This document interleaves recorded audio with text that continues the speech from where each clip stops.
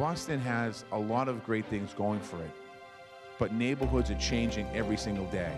And I know it's no different in East Boston, that your neighborhood's changing. It's not the same neighborhood. A lot of you that are longtime East Boston residents here that you grew up in. We're asking community people to get engaged in the process. Because as we talk about the future of the city of Boston, we're talking about the future of neighborhoods in the city of Boston, and we're talking about the future of neighborhoods within neighborhoods in the city of Boston. There has to be a plan, and I hear you that you say that it's going to be a cultural, international, with different nationalities plan for this city.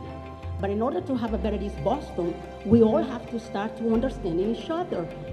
Mr. Mayor, Central Square, the redesign is really nice, but we'd like to know when it's going to be finished.